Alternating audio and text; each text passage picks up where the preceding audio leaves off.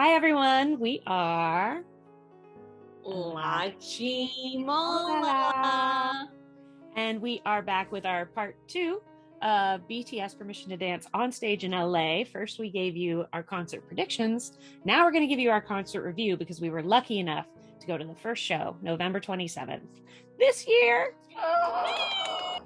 I mean, they announced it in like late September, and then here we are. Because normally they announce these things way in advance, but since we're still in a, bad situation still we're still in a pandemic, people. It's not over yet. Yeah. I that's what I'm assuming why everything went by like so fast. That's why I was so surprised and amazed because there were really people there from all over the world. Yeah. And I was impressed that people like from Germany were coming over and stuff. Like, I don't know. I mean, I guess you're vaccinated, whatever. It was more just like, there's the ticket and then the travel and then the hotel. I mean, Army's dedicated. And these are the first shows they've had in 2 years. Hopefully not their last. Doesn't sound like it. And I just love the enthusiasm. Everybody wanted to be there in the flesh. Yeah. I mean, okay. So, one of my friends and I, we toughed it out in a very long merch line. Oh my gosh, you guys are the best. All right, we had no idea. This is our very first time. This is my first time going to any sort of K-pop concert at all. Me too. Okay, and this is our first BTS concert ever. So, I didn't have any expectations, when it comes to merch. I guess I should have researched that far in advance, because apparently we waited for 7 hours just to get this merch right here. So, I mean, we didn't get there late. We got there pretty early at 8 a.m. thinking like, 1 hour before opening time at 9 a.m. No, apparently you got to get there by 4 or 5 o'clock in the morning to be done by 10:30. So it was pretty insane. So, yeah, if you guys plan to get merch because you're from Germany, go early. Go really early if you plan to get merch, or next time when they do a world tour, just buy their clothes on the Weaver shop. I mean, this was not on the Weaver shop, before. This is actually if you really wanted like a t-shirt that's at, the venue, because I feel like this is like special for this weekend because they didn't have this shirt on Weavers. No. So. And didn't we all get one of those? I think all of us were like, ooh, what's that?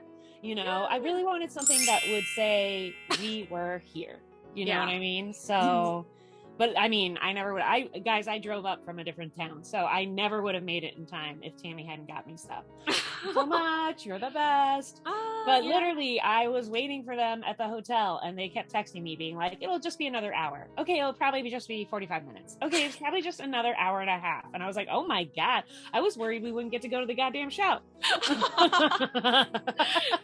It was pretty insane. But it sounds like you had fun. It sounds like you like hung out with other Army and got chit-chatting and like, it was a little bit of like a community kind of a party situation, right? Yeah, it was actually. So there were these two really sweet women in front of us. It first actually started off as one of them really needed to go to the restroom. And my girlfriend and I, my girlfriend is the most prepared person I've ever met. She has everything in her bag. So she even had she even had a seat toilet protector. No. So it was amazing. Wow. And so one of the ladies didn't want to use the porta potty, and then my girlfriend offered to give her a toilet seat cover if they didn't have it. And so that's where the conversation just started. And then they're like, oh, hey, do you guys want like a purple mask? And then they gave us like purple masks, that was like K94 or something like that, And so then throughout the whole entire day, we were just talking with each other. So Candace and Hope love you guys. Yeah, but See, I mean, that's a whole other Army experience that you got to have. I think that's really cool. Yeah, I think we all suffered together, like in the sun. I mean, it wasn't really like super hot. It was like a normal California day, like, 79, maybe 78 degrees, 77. But there's no clouds. There's no breeze. No breeze whatsoever. And you're on asphalt, which just reflects heat back up into your face. Pretty much. So again, thank you to my girlfriend because first I got a tan. I mean, a little bit darker, but I'm not scorching red because of her, because she had, again, everything in her bag. And yeah, she had sunblock and we kept reapplying like crazy. And there were moments like at hour 3 or 4, we were like, she looked at me and she's like, you look so miserable right now. And I'm like, I am, my back, I'm not a spring chicken, I'm not a spring chicken, young spring chicken anymore. So then I had to like stretch my back a lot. So if you guys want merch, just anticipate that. And things do sell out because by the time we got there, like there were some certain things that were sold out already. And do you think that's just because they were allotting X amount per day so that I assume they didn't sell out of all the JK Pickets on the first day? No, they were not sold out on the first day. I don't think so, but by the time... Wasn't there a merch day the day before the concert too? Yeah. Mm-hmm. So maybe they like allotted X amount per day based on what they brought or what they had. Yeah. And it's true because... I wish we knew someone who worked at USA Weavers. We could answer all these questions. Yeah. Comment below. USA Weavers employees. Yeah. Let us know. Yeah. Because I think the 2 girls that we were talking to, they were actually there in the previous day too, because they said that the light sticks were sold out. Like both versions were sold out on Friday, which was the day before opening day. And so, but yes, they do a lot, X amount of merchandise so that everyone gets a chance to buy something that day. Now, that being said, it's in an open parking lot and you don't need a ticket to buy anything. So anyone could come and purchase stuff. So, and there wasn't a limit on stuff, right? It was like 2 per item, but you could get as many items as you wanted, right? Yeah. Because you said the line was moving really slow. I mean, you obviously thought you were going to get up closer. So people must have been really like getting a lot of stuff. Yeah. So people were getting a lot of stuff, but also at the same time, like the line was actually moving okay in the beginning. And then it slowed down really, like it was really slow in the last like few hours. And there weren't enough like workers, there. I'm sure some of the workers had to take a break too, and yeah, they got to eat, they got to pee. Yeah. And then it's not like where there's a runner that knows exactly like, oh, here's your items, like that person that you talk to is the person that's taking that piece of paper, because everyone's given a flyer and at least you have time. I mean, you have 7 hours to decide like what you want. And so on this flyer, you mark what you want and stuff like that. And then you get like, once you decide to stay and you reach to the front of the line, then the person looks at the quantity of like what you want and stuff like that. And that same person is the one that's walking back and forth getting the items. So you know how like some places where, okay, they look at it and they talk to a runner or whatnot, and then the runner knows exactly where things are. So and describe the tent setup. It was insane when you sent me that video. It was like a long hallway. It almost reminded me, this is a really weird comparison, but it almost reminded me of like a jousting stadium, because it was like 2 long lines that just went on forever. Yeah. So when we got there, we didn't think it'd be that bad. And so we're like, oh, okay, we'll make it in time, because we had a nice schedule laid out by one of our friends. Like, it was beautiful. We decided we were going to eat some Korean barbecue in K-Town. No, like merch merch took up all of our time. And so, merch before food. Yeah, seriously.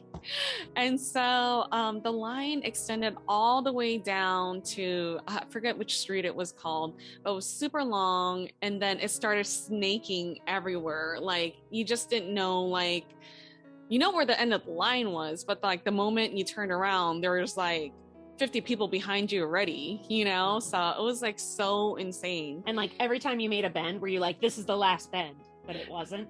It wasn't. Oh my gosh. Like it snaked around forever. Think about this. It's like Disneyland on steroids. Like Ooh. It was just, there's no such thing as a fast pass, you know, maybe unless you're Lizzo, you know, but that being said, it was like, it was very intense because like right when you get to, I mean, there wasn't even like a tent over our heads, you know, like it was like out in the open. And like what I really didn't like about the setup was there was actually separate lines for separate things. So there's a separate line called Express where there's only like certain items that you could purchase. That's like, if you wanted just one black hoodie that would happen to be there, there's a separate line for that. But none of the staff like directed it like that. There was like another line for the vintage clothing, and the vintage clothing was basically like the shirts that said J-Hope on there or RM. It's like all the multicolored stuff, right? The multicolored stuff, which was super sad because one of the girls, thank goodness, like, so the girls in front of us, Candace and Hope, they decided to break out. They're like, we think that there's a separate line for that vintage merch. And so Candace had stayed with us like for the PTD line, which is like all the permission to dance stuff. And then Hope decided to go to the vintage line. And then that took like a little bit, like maybe like less than maybe an hour and a half or something like that of her standing in there. So I mean, it wasn't so bad for her. And then she came back, and or maybe it was less than that too. I'm not sure. It felt fast. Well, everything felt long for 7 hours. Yeah. Comparatively, it was fast. Yeah. And so she came back, and then there were two girls behind us that saw the merchandise that she was holding, and she's like, "Oh, where did you get that?" You know? And then she's like, "Oh, we got it at that tent over there." And they were so upset. They're like, those are the only items that we wanted. You know, we didn't want the permission to dance like merch. We wanted specifically that vintage like items. Bias stuff. Yeah. Oh man. Yeah. So they've been standing in line for what, like 4 hours before they knew? Yeah. So they I mean, like, thankfully they didn't reach to like the front line, but we still had about like 4 hours to go at that point. So it sounds like there just wasn't very good like signage like to direct you, and there weren't any like people directing you. They probably had every person who was there behind the table. Yeah. And then like to your point, because the thing's so long, if your person has to get it, it's like, okay, where is a medium black hoodie for Map of the Soul tour? Let me look, you know, like they're not going to know exactly, and boxes change, stuff runs out, like. So yeah, all the time they were probably looking for stuff. I think your idea of runners would have been really awesome. Yeah. So it was that part really sucked for like some people, because I mean, could you imagine if you wanted like a sweatshirt of your bias that said like J-Hope or something like in those bright colors, come to find out that they were supposed to stand on the other line on the other. Oh yeah, I would have been really upset. But I wasn't in that situation. I want permission to dance stuff. So that was the longest line, you know, that kept. Well, it's funny because right after you guys were done, you guys were talking about it, and you were basically like, the whole time you'd been like, this is horrific. What is going on? And then by the time you were done, though, it reminded me of when like people talk about having a baby. You were like, it was worth it. Like you'd already forgotten how terrible it was based on the items you'd collected. You were like, I would do it again. Yeah, I mean, honestly, all I wanted was a peach crop top sweater. That's all that I wanted. But I knew the longer I stood in line, the more stuff that I got. So I bought a lot more stuff than I intended. I just wanted one item, just one. But you did get your peach crop top hoodie, which is the most important thing, because that was the thing when you saw it, you were like, I want this. This is I don't even know what's. Hopefully I chose the right size, because I'm not even sure if I did. You haven't tried it on yet? I haven't tried it on yet because I wanted to do a little video of the purchases that I did. So that will be coming right up. So, awesome. But yeah, that was the whole merch experience. So it almost felt like there were two stages to the show. There was merch day, and then the show was at night. Yeah, pretty and they much. were both part of the experience, but in very different ways. And it's really weird because like I didn't get to stand with you guys in the merch line, so for which I'm kind of thankful, but also kind of sad. It seems like you guys had like not a great time, but you met other ARMY. It was like a chance to connect and hang out, and you were saying how kind everyone was. And yeah, everyone was so nice. Everyone was so nice. And there'll be a couple rogue people who left like trash on the floor, and other ARMY I overheard like, oh, come on, we're better than this. Why would you leave your trash here? And so yeah, that was the mentality, over there. And the fandom is just really sweet and really great, like all the rumors that you hear about like ARMY being like really nice and stuff like that is true, and we witnessed it firsthand. Like, I don't know if you remember this, but there was like a lady, like I was waiting in the bathroom, like literally just to go pee, because that's what you do in the bathroom. So, but I was waiting in line. It was after the show, and she just took out like this little packet that she made. It had like photo cards in it and just like a bunch of like random stuff that she had handmade, and she was handing it out to everyone that was cute. Yeah, that was waiting in the restroom line. And then at the event we got like purple cutout hearts and stuff like that, and just so random stuff. One person was passing out those pictures from when I forget what performance that is. Was that Stephen Colbert, where they're like with all the balloons and the empty like broadcasting place? That was cool. Yeah. It was my first time ever being around more than I would say 5 ARMY at once. Yeah. So it was a very big transition to go from basically just a few people to literally hundreds of thousands of people. It was so amazing. I was so impressed with how, like, even when we were just waiting in line to get in, how many people showed their ARMY-ness through their clothes. Like there was all these fun, like different purple outfits or plaids or like, I don't it's like hard to describe because it sounds very basic. Of course, everyone was wearing purple, but like, it was a wide variety of styles. It's a wide variety of people. I specifically remember the people right in front of us in line were all Muslim because they all had headscarves on, and they were hilarious. And they also had the little headbands with the BT21 stuff on. Yeah. And I remember they were all like discussing their biases, and it was so cute because they were like, I was like, oh my gosh, they're the exact same as us. Like, like, so for everyone also who thinks that it's just like, 18-year-old white girls, guess what? It's not. Like, there are so many different kinds and creeds there. We saw young, we saw old, we saw guys, we saw ladies, we saw everything.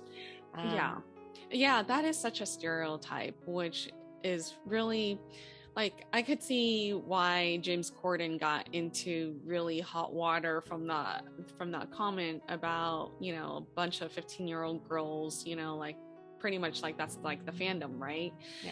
And I would get comments sometimes too from other people saying like, oh, it's the whole fandom is like a bunch of like 16-year-old girls. I'm like, it's not. That's an assumption, like you guys need to educate yourselves and research or learn more about this band, because that's not the case.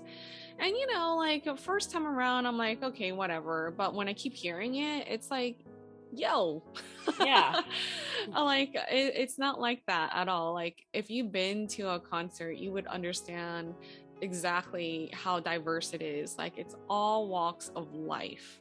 And I feel like people usually say that when they haven't listened to the music. They don't understand how the music can really touch you at different stages in your life.